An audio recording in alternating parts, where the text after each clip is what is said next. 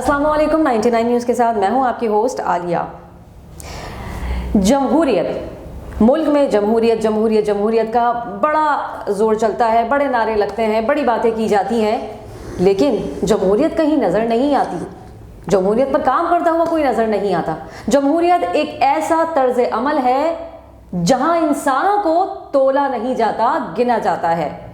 ہماری عوام سن ہے، ہماری عوام کے ساتھ نہ تو یہ نئی بات ہے اور نہ یہ ابھی سے ظلم و ستم ہو رہا ہے، ایک زمانے سے ستم ہوتا چلا آ رہا ہے۔ کوئی ایسا لیڈر، کوئی ایسا شخص، کوئی ایسی پرسنالٹی کہ جس نے عوام کے لیے کچھ کیا ہو، ایسی تاریخ میں کوئی شخصیت نظر نہیں آتی۔ اور اگر کوئی اچھا کام کرنا بھی چاہتا ہے تو آپ اور ہم اور تاریخ اس بات کی گواہ ہے کہ اس اچھے شخص کو کام کرنے نہیں دیا جاتا۔ لیکن کہتے ہیں کہ قلم میں بڑی طاقت ہوتی ہے اور آپ اپنے قلم کے ذریعے، اپنے لفظوں کے ذریعے بھی بہت کچھ بدل سکتے ہیں۔ بات کروں اگر میں قلم کی تو ہمارے ملک کے ایک ایسے قومی شاعر، ایک ایسے انقلابی شاعر جنہوں نے عوام کے اندر سیاسی شعور پیدا کیا، جنہوں نے ظلم کے خلاف بات کی، جنہوں نے غریب کے لیے بات کی، جنہوں نے بڑی تکلیفیں برداشت کی، ڈنڈے کھائے، جیل گئے، پتہ نہیں کتنے ظلم و ستم برداشت کیے، لیکن پھر بھی دلیری کے ساتھ صحیح بات کی، ظلم کے خلاف بات کی، ہر اس شخص کی آواز بنے جو تکلیف میں تھا۔ آج اس دور میں ہمیں ایک ایسے شاعر کی یقیناً بے انتہا ضرورت ہے کہ ہماری سوئی ہوئی عوام کو جگا دے، ہمیں یہ بتائے کہ ہم پر کتنے ظلم ہو رہے ہیں اور ہم اس ظلم کو چپ چاپ سہتے چلے جا رہے ہیں، سہتے چلے جا رہے ہیں اور سہتے چلے جا رہے ہیں۔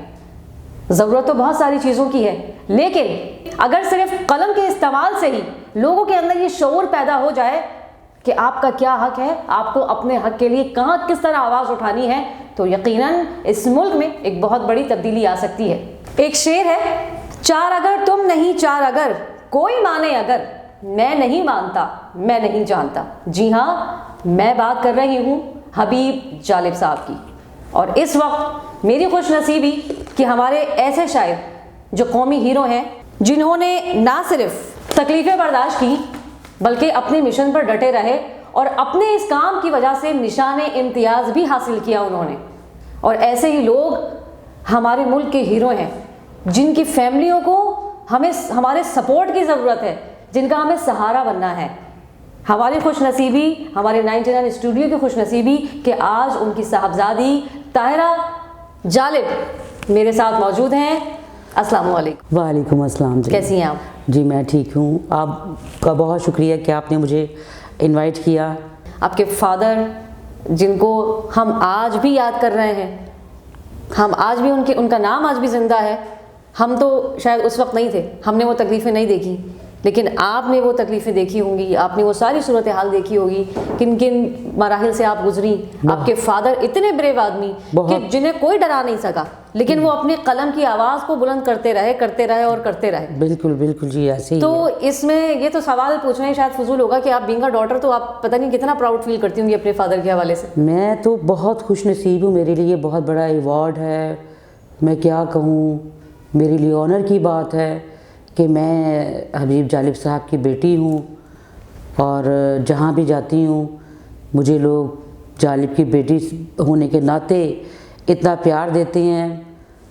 مجھے آپ لوگ، میں یہاں پہ آئی ہوں، آپ لوگوں سے مجھے اتنا پیار ملا، آج کراچی میں پہنچی ہوں تو سب سے پہلے آپ لوگوں کی کال آئی کہ ہم لوگ آپ سے انٹرویو آپ کا کرنا چاہتے ہیں، آپ کو بلوانا چاہتے ہیں، تو مجھے بڑی تھکن کے باوجود مجھ سے انکار نہیں کیا گیا آپ سے کہ مجھے جانا چاہیے۔ اچھا، سب سے پہلے تو دیکھیں، آپ سے ظاہر سی بات ہے آپ لوگ اتنے مسئلوں کے شکار ہیں جی۔ اور یہ کہنا کوئی چھوٹی بات نہیں ہے، نہ تو مجھے کوئی بڑی بات لگتی ہے، کیونکہ یہ تو اب ہمارے ملک کا ایک حصہ بن چکا ہے۔ جو بابائے قوم قائد اعظم محمد علی جناح، جنہوں نے پوری سلطنت ہمارے حوالے کر دی، جنہوں نے یہ پورا ملک ہمارے حوالے کر دیا، آج ہم اتنی خوش نصیبی سے آزادی سے اپنی زندگی گزار رہے ہیں، ان کے گھرانے در بدر گھوم رہے ہیں، تو پھر آپ اور ہم تو بالکل کسی کھاتے میں نہیں آتے، کسی کھاتے میں نہیں۔ ٹھیک ہے، بالکل صحیح۔ تو آپ مجھے سب سے پہلے یہ بتائیں کہ آپ کے فادر ان کا جو پیشن تھا, جو ان کی قلم میں طاقت تھی, آپ کی فیملی میں کسی کے اندر وہ چیز تھی کہ یار میں نے اپنے فادر کا نام بلند کرنا ہے اور میں نے اس چیز کو آگے کنٹینیو کرنا ہے؟ ہیرا جو ہوتا ہے وہ ایک ہی ہوتا ہے, اور جالب ایک ہی تھے, دوبارہ جالب پیدا نہیں ہو سکتے. اور یہ ذمہ داری میرے سر پر اللہ نے ڈالی, یہ اللہ کی طرف سے ہوا. اور ہم لوگ 8 بہن بھائی ہیں. 8 بہن بھائیوں میں سے 3 بھائی ہیں, اور مطلب جالب صاحب کے جو 3 بیٹے اور 5 بیٹیاں. بیٹوں میں سے ایک کی ڈیتھ ہو گئی اور ایک بیٹی کی ڈیتھ ہو گئی. اب بچوں میں سے آپ کو پتہ ہے کہ ذمہ داری جو ہوتی ہے وہ ایک بچے کے اوپر ہی ہوتی ہے. وہ ذمہ داری اللہ نے میرے اوپر ڈال دی, اور میں جالب صاحب کے مشن کو, ان کی لیگیسی کو لے کر چل رہی ہوں. میری ایک فاؤنڈیشن ہے, فکر جالب فاؤنڈیشن, اس کی چیئر پرسن ہوں, اور ایک سال میں 2 پروگرام کرتی ہوں جالب صاحب کے نام پر. اپنا ہم نے پچھلے سال 2018 میں ہم لوگوں نے باغ جناح میں جالب میلہ آرگنائز کیا.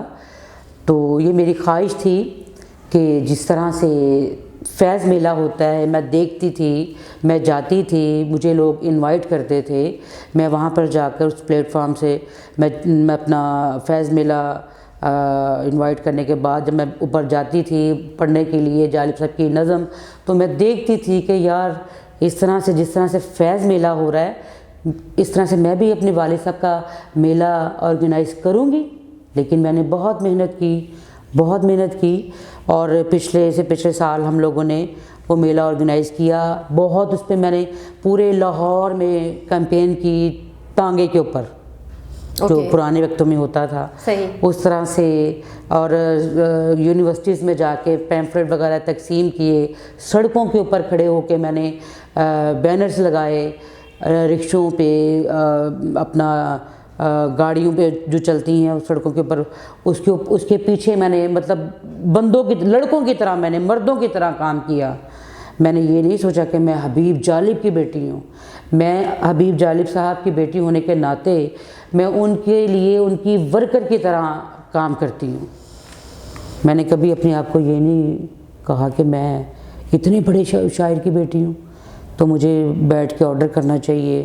نہیں, میں مردوں کی طرح کام کرتی ہوں, اور میں بہت محنت کرتی ہوں, اور جو کچھ بھی مجھ سے ہو پاتا ہے ان کے لیے میں کرتی ہوں.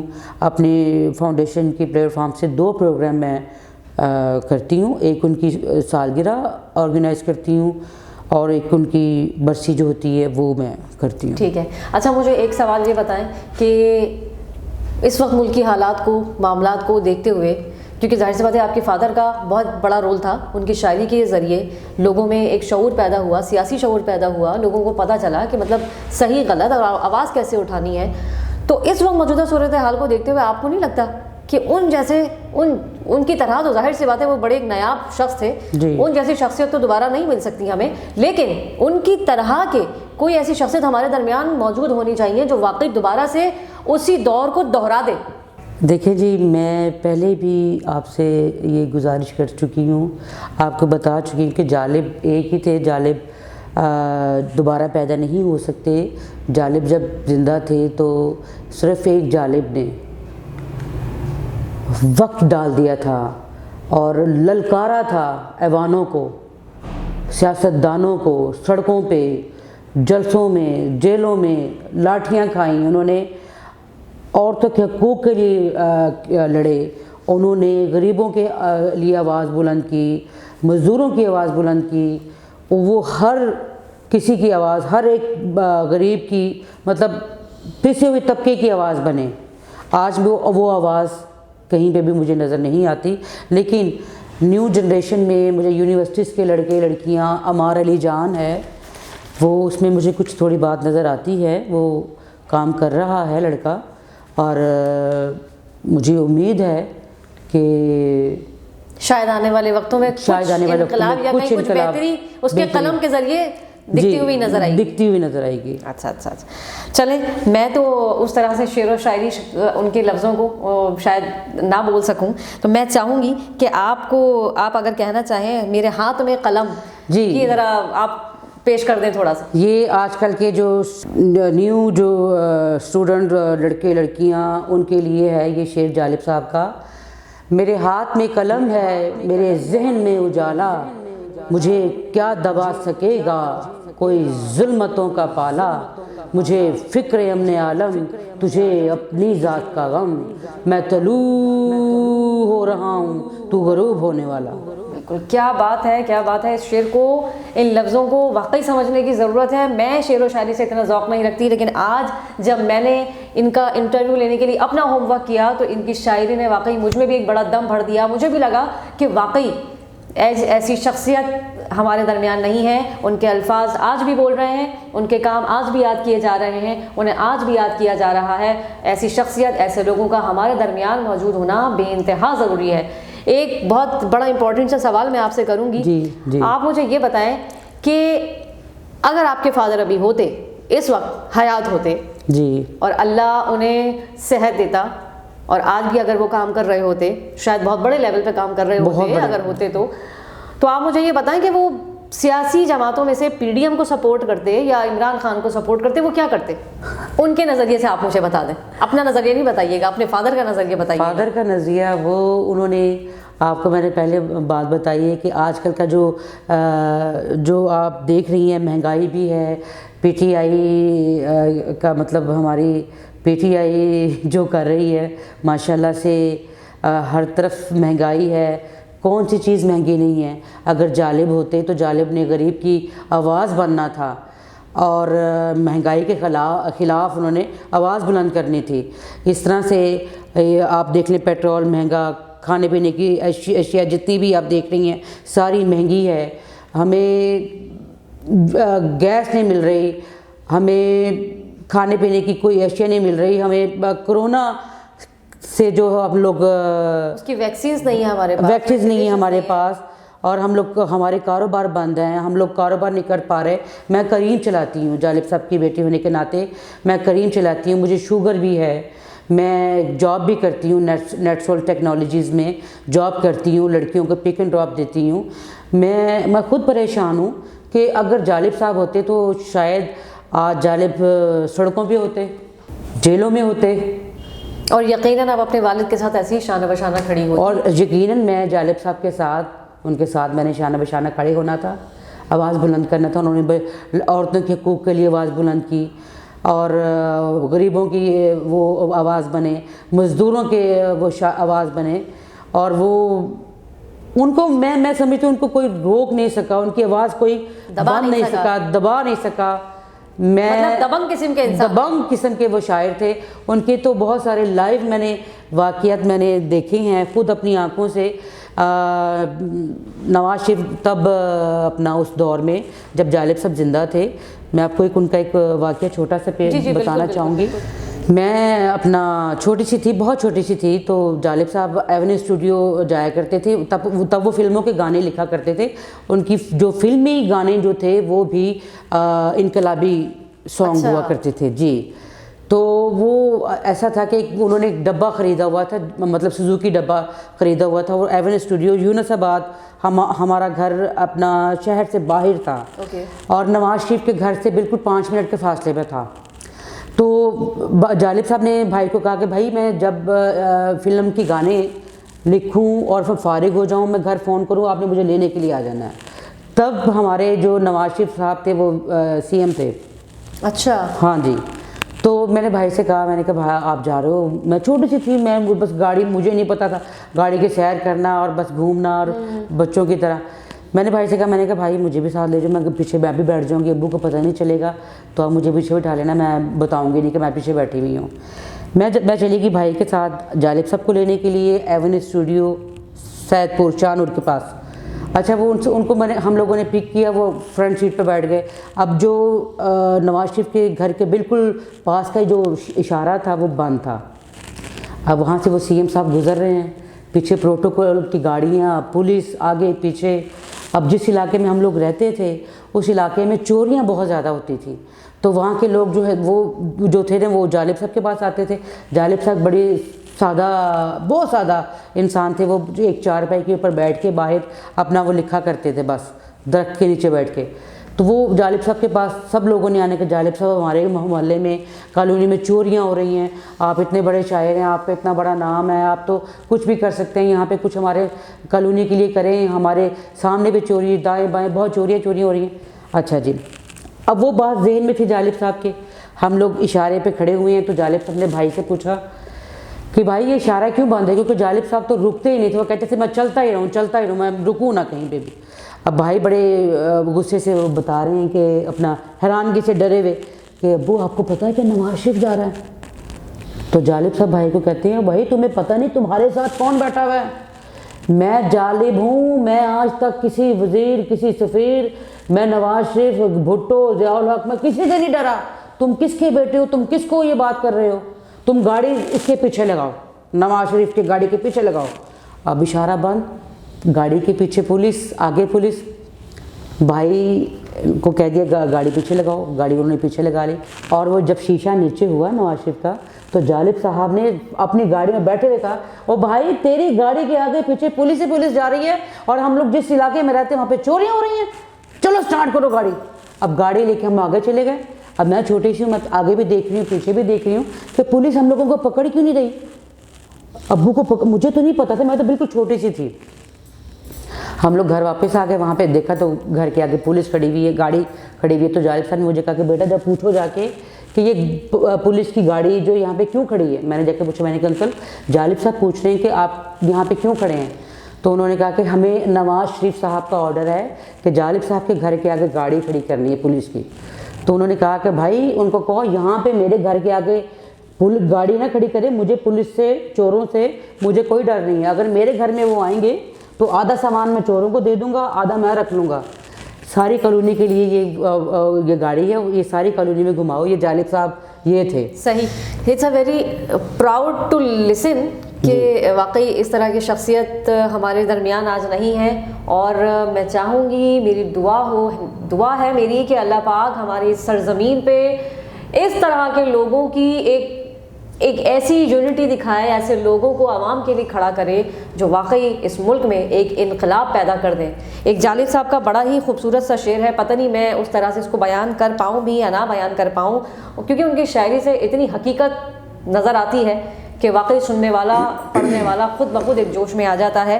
کہ انہوں نے لکھا یہ پاکستان نہ تیرا ہے نہ میرا ہے، یہ پاکستان نہ تیرا ہے نہ میرا ہے، اسے کچھ بدخسالوں نے گھیرا ہے، اسے کچھ بدخسالوں نے گھیرا ہے، گھرانے چند ہیں اس پر مسلط، یہاں ہر معتبر لٹیرا ہے۔ واہ واہ واہ۔ چلیں آپ جاتے جاتے ایک بڑا ہی معصومانہ سا سوال، کیونکہ آپ اپنے فادر کو پریزنٹ کر رہی ہیں، ان کے لیے کام کر رہی ہیں، ان کی آواز بنی ہوئی ہے، ایک بیٹی ہونے کے ناطے مجھے یہ بتائیے کہ آپ کے فادر ایز اے فادر کیسے فادر تھے؟ بہت شفیق، بہت پیار کرنے والے، اپنی بیٹیوں سے وہ بہت پیار کرتے تھے، اور وہ چاہتے تھے کہ میری بیٹیاں پڑھیں لکھیں، اور وہ ہمیں بہت زیادہ پڑھانا چاہتے تھے۔ تو بس میں اب ان کے لیے کام کر رہی ہوں، میرے لیے یہی بڑی بات ہے، آنر کی بات ہے کہ آپ لوگ مجھے بلاتے ہیں، ان کے لیے بات کرتی ہوں، ان کے پروگرام کرتی ہوں، ان کے نام کو لے کر چل رہی ہوں، میرے لیے یہی بڑی بات ہے، بہت بڑی بات ہے۔ اتنے قومی ہیرو، ایسے انقلابی شاعر جنہیں وہ عزت، وہ رسپیکٹ پاکستان میں ملنی چاہیے تھی، وہ تو یہاں نہیں مل سکی، لیکن برازیل میں ان کے نام کی ایک چیئر رکھی گئی ہے، اس کا کیا کانسیپٹ ہے یہ آپ ہمیں بتائیے۔ ہاں جی، وہ وہاں پہ جالب صاحب کے نام پہ ایک چیئر رکھی گئی ہے، جن کے مطلب فاؤنڈیشن میں وہ عمر میمن صاحب ہیں، اور چیئرمین سیف اللہ سیفی صاحب، اور صدر محمد اجمل صاحب ہیں۔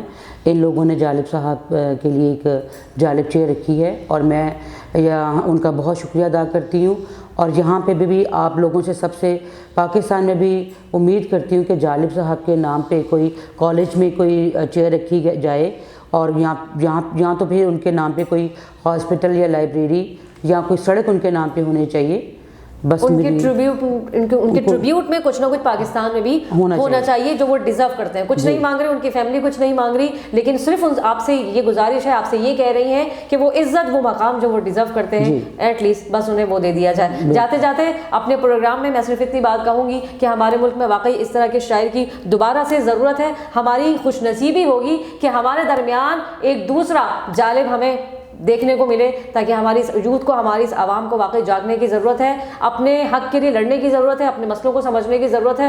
خاموشی کی ضرورت نہیں ہے, کیونکہ اپنے لیے جب تک آپ آواز نہیں اٹھائیں گے آپ کا کوئی ساتھ نہیں دے گا, آپ کے مسئلے حل نہیں ہوں گے. خدا ناصر و حامل اس پاکستان کا کہ پاکستان اسی طرح ترقی کرتا رہے اور اچھے لیڈر آئیں, اچھے حکمران آئیں اور پاکستان کی عوام کے لیے کچھ کریں. انشاءاللہ تعالیٰ العزیز آپ سے ہوگی پھر دوبارہ ملاقات. تب تک کے لیے مجھے دیجیے اجازت. اللہ نگہبان.